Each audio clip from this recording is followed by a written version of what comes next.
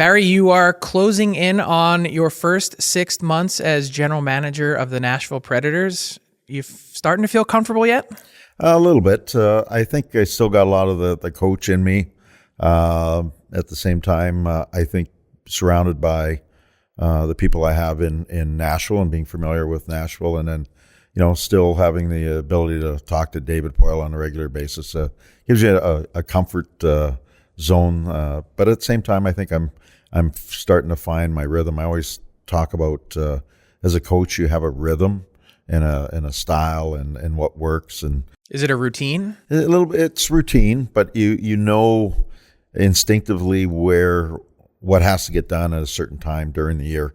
I think my GM's rhythm is starting to come, and that just takes time. That's the experience thing. It's no different than a player or a coach. It's the same thing. So I'm starting to find that a little bit. And I was saying that the one area that I still struggle with is game day, because I love the chaos on the bench. I love the emotion, the adrenaline rush, the adrenaline crash based on results and all that.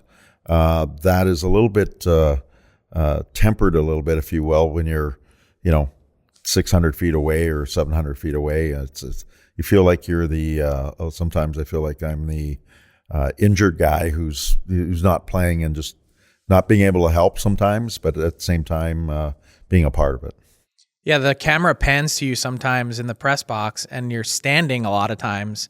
Is that just you're not used to being in GM mode where you're calm, sitting down?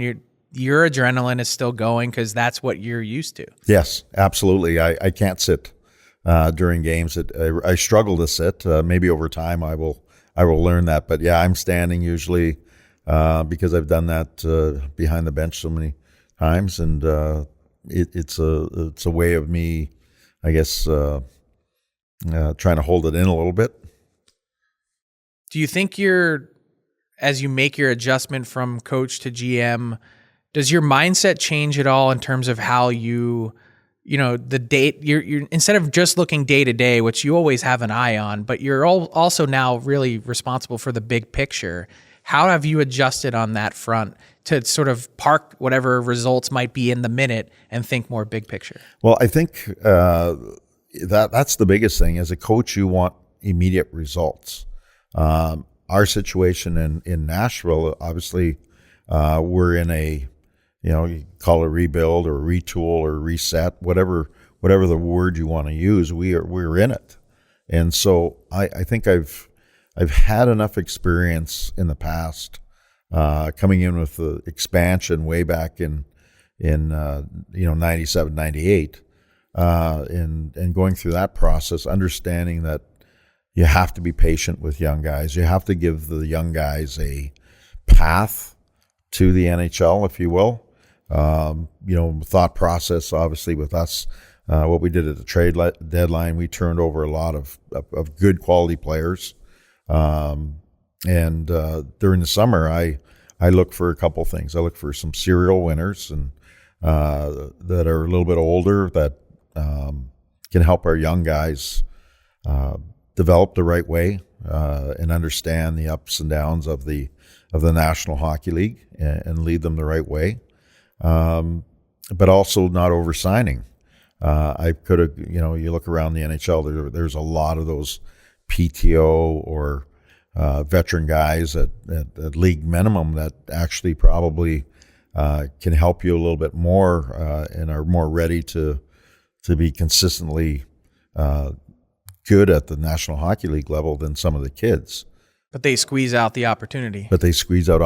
So I was very conscious of not oversigning. It is hard for to push that aside. As a coach, you want to win, and you want to win now, and it's a day-to-day thing. And I had to be very, very conscious of holding myself back. This guy will help us right now. But it takes away a opportunity or a path for a young guy that I feel that you need. I think the NHL now, especially where we are, I think it is good that you have to develop, unless you're Connor Bedard or someone of that ilk. I think you have to start your development plan in the American Hockey League, And then there's a point where you have to develop players in a National Hockey League, even if they're. But it's not a developmental league. How do you do that? Well, it is tough. I think what you'll see is the top teams might have that one young guy that is a good player, but maybe is not a high contributor yet. But you surround him in a winning atmosphere or a veteran atmosphere, and then he develops under, the group and also the organization, and then he gets to the next step and solidifies his role or his development spot, and then he sort of starts to grow. You're watching it here in Toronto with, I think over the number of years, you watch Willie Nylander. Was a good young player, was inconsistent probably in his early career, and now you're watching him keep growing year after year. The consistency, the production, the things like that. Young players like that continue to, develop in the league, and also the league also helps develop the players. So when you think back on your path to this point, you've had a lot of help, along the way with some mentors. I've asked you before about the late Jack Button. David Poyle, obviously, you're very close with him. How much is David still around, by the way? David is he's always around. David's he can't quit it. Yeah, well, he's down in Florida. I wouldn't say he's in the day-to-day in the office, but we talk fairly regularly. When I have a problem, he's a great sounding board. David still has a house in Nashville as well as down in Florida, and we talk. We're on a text together, so he's always knows what's going on. I think it's important that if he's going to be a guy who's going to mentor anybody or be a sounding board, he's a great person to have. That he's a Hall of Fame general manager who's been in the league a long time. So for me not to listen to his experience would be bad on me. Mm-hmm. But you've gotten a little taste at various stops along the way. You were a scout before you became a head coach. And then you mentioned that sort of formative year before the Preds' first season of spending time really going through the league to find which players you wanted to pick. How much of those moments and then the experience that you had working so closely with David prepare you for this spot? And I think before you even answer that, my first question, why did you want to become a GM? What made you want to make the switch? Well, I think the switch came from, obviously when I was let go by the Islanders, I had some family things that I had to take care of. It really took me out of the job market for the summer, and I had lots of interest around the league, and I knew that once I started that process, it was one of those cycles that I had to finish. And I felt that once that was done, that I would have to decide to, if get into coaching or do something else in hockey or retire, because I've been in the league for 25 years. And so it was a process that I thought about. And then I would say once it was in December, a few teams flew in to Nashville to talk to me. And a couple teams, I think, talked to David because they knew there was a long relationship, asking about me. So David reached out to the Islanders to talk to me about this potential situation. And he put it on my plate. He said, just so you know, I am thinking about this. There's no guarantees. I know that teams are starting to call you, but I just didn't want you to miss this opportunity if you wanted it. And I took some time and I thought about it, and I just thought it was a new challenge. I'm always up for a new challenge. I think the demands on a coach are tremendous. Demands on the workload for a coach during the year are tremendous. I also felt that this was a new challenge, for me. And I thought, well, I'm going back home, new challenge, and what a great way for me to stay in the game, but also hopefully go full circle. I started with Nashville. The whole year in 1997, I was really a pro scout, if you will, doing that, but also looking at what other teams were doing, how they were scouting, technology-wise, what they were doing in terms of game preparation for their fan and involvement. It was sort of a go out and seek what would make a good franchise, and we implemented a lot of those things that in Nashville in those first years. I had the opportunity with David because we were a brand new organization. I came in, we had really no offices, we had no staff, we had nothing. So I was part of that process, and David kept me involved in that process. And we sort of laugh as we were looking at carpet colors of all things, because you didn't have the staff back then to make these decisions and designing locker rooms and hiring scouts and setting up the scouting process. All those things were sort of, you had to do it as you started to grow. Our staff started out being 3 or 4 people, and then it kept You're bootstrapping it. Yeah. So I got to learn that, and it probably that experience allowed me to be a little more patient, seeing the big picture, because the team, sometimes as a coach, you think about the 20 guys you have, winning hockey games and trying to win, and there's not much outside that circle of or train of thought that you really look at. By having the experience of being part of a startup expansion team, and I'd say a real true expansion team where we weren't going to be very good, met most of our players in the press box because they weren't. It wasn't done like it is now, which I think is the absolute right way to do it for the game, the way they do it now.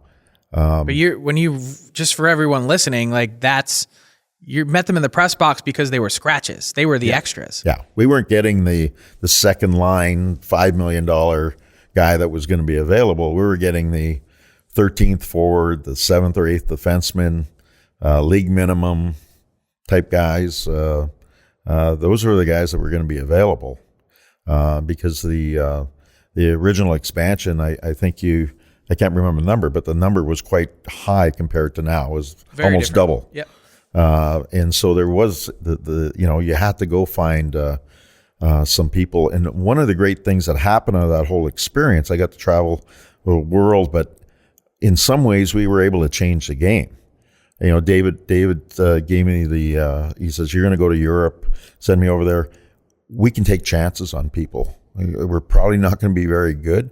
So if a player is undersized, or if a player lacks a certain elite separating skill, you might be able to take a chance on them. Example, some of the best deals we made were the throw-in guys.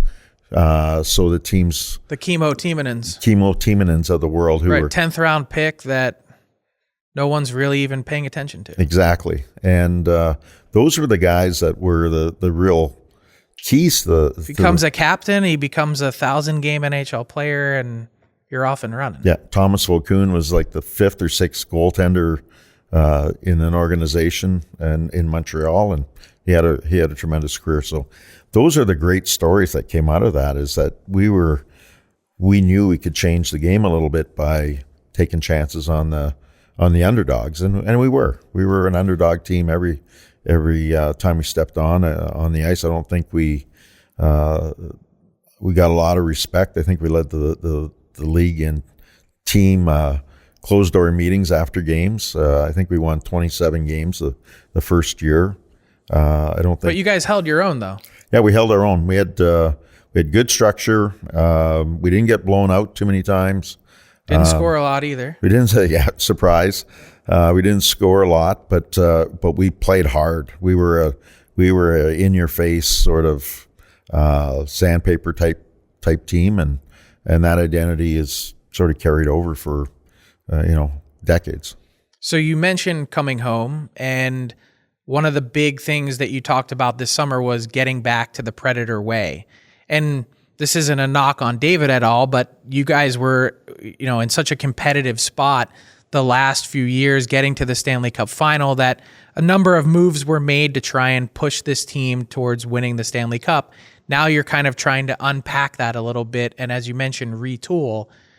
Culture was such a big buzzword this summer. You mentioned serial winner, Ryan O'Reilly, Tyson Barrie. He came in at the trade deadline, Luke Shen. Those guys they ooze character. They ooze that sort of leadership. Why was it so important for you to make those moves to sort of get back to that as your baseline? We have a number of young players coming in. We've had David's done a really good job of collecting assets at the same time of being competitive. And I think we have 5 first-round picks that are playing in Milwaukee this year. You have 5 first-round picks in the last 3 years, yep. Yeah, and they're all playing in Milwaukee. And I really felt that, I thought we've got some of our players got a little comfortable. And one of the things in Nashville is that I said and I believe is I don't want you to come here to retire. I want you to come here to win. And I felt that there was some comfort there in Nashville, that I felt that if we're going to go forward with our young guys, let's not waste any time. And so I did what I did in the summer. And not easy moves, by the way. No, not easy moves. I mean, you need the commitment of the organization, your ownership, to do the moves that I was able to do. And we're sitting in we're one of the few teams in the league, and we've retained a lot of money through buyouts and what have you. But we're still one of the few teams that are under the salary cap. Yeah, you have $8 million in space this morning. Yeah, and so that means you can be flexible now as you get closer to the deadline to leverage that, maybe even in taking some contracts back that other teams are trying to move. Exactly, and so that the salary cap becomes a little bit of a weapon for us for collecting assets, and we've got a number of free agents too that are I think are players that can be very, very useful at a pretty decent price too, for the teams that are, going for it. They don't so is that like a Tommy Novak type of guy? Is that what you're there's referencing? Players, obviously Tommy, we're he's in a last year. We got Kiefer Sherwood. We've got people like that that have been Cole productive Smith. On low salaries, low value contracts. So there's some that we're going to re-sign. And there's some that will be available, and I think we're being patient that way, and hopefully we can collect some more assets. But I think our turnaround will be fairly quick. I don't think our reset or rebuild, whatever you want to call it, is going to take 10 years. It's not going to. I think we're going to be in a position where through the money that we have. The players that are coming and the number of draft choices that we have for assets. We can acquire assets or, draft assets. I think we can turn this around fairly quickly. That's my goal. And I think, with the cap space that we have, Nashville itself, the commitment we have from our ownership, Nashville is a destination place. There's no question about it. I'm very confident on that. So we'll be very active in free agency. We'll be very active in trying to acquire players at the right time. And with our tax system, our city, our ownership, I think we can do this real quickly. There's a lot of easy selling points there. Yeah, there is. Juuse Saros has been the bedrock of your team for a while now, the backbone. There's been lots of talk in the last, number of weeks, especially to start the season. Some, teams that have struggled in net. A lot of people are wondering, is Juuse Saros a guy that is going to be in Nashville for the long term, the long haul? Or is this a guy that as you're shuffling things around, trying to figure out where you're heading, is he someone that could potentially be available? No, at this moment, I met with his representatives last week when we were out west. And, there's a lot of rumors of Juuse being out there. Obviously, the teams that are looking at him are good hockey teams. They're teams that are cup contenders, if you will. And you know, some of the people that have gone out and they offer that, you know, those are 25, 26, you know, to 30 type picks. Those are almost second round picks. Mm-hmm.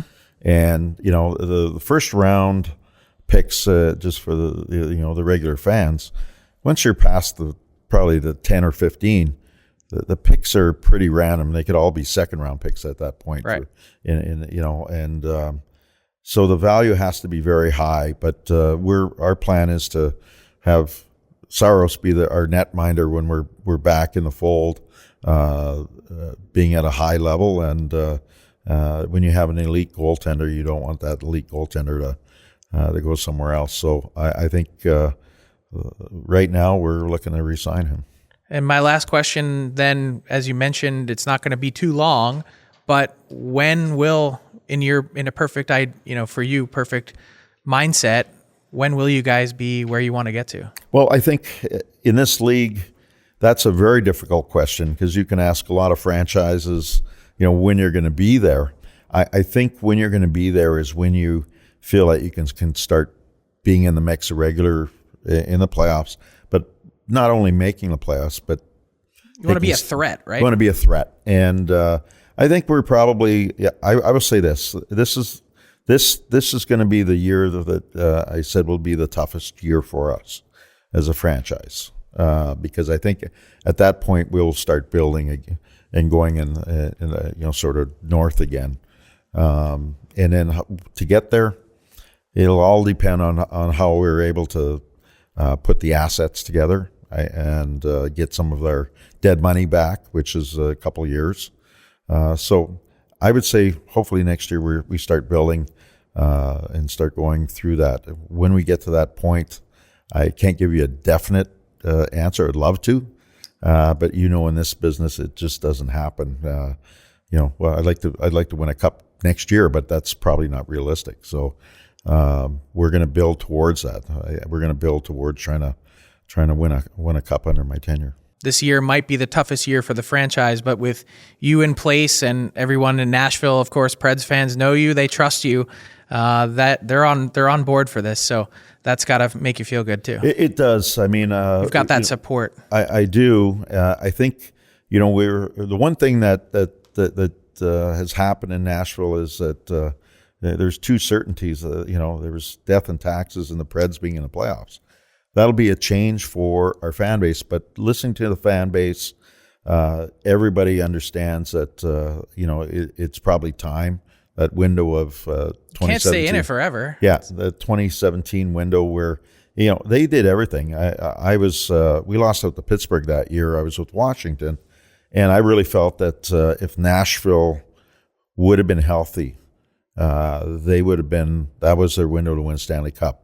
Just as like St. Louis did. Mm-hmm. They were in that window when they won a Stanley Cup. And you look at the record over the course of the last 10 years, Nashville's record is in the top 5 in the league in terms of wins and that. Or I should say probably the last 10 years. It's been right up there.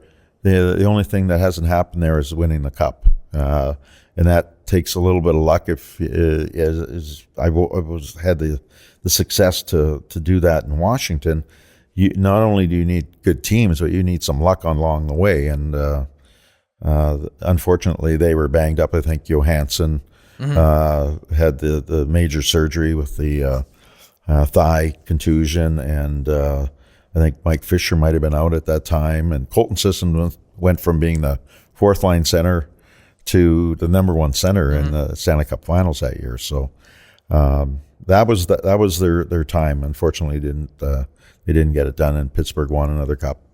Well, Barry, congratulations on your transition to becoming general manager, and we'll know that you've settled in when you finally sit down during games now in the press box. Thanks a lot for joining us. Anytime. What's up, hockey fans? If you enjoyed that video, then you need to be hitting the subscribe button right here at Daily Faceoff. Exclusive interviews and analysis from our hockey insider Frank Seravalli, fantasy updates from Brock Sagan, and a daily live show at noon Eastern Monday through Friday. You don't want to miss any of the fantastic content, so hit that subscribe button.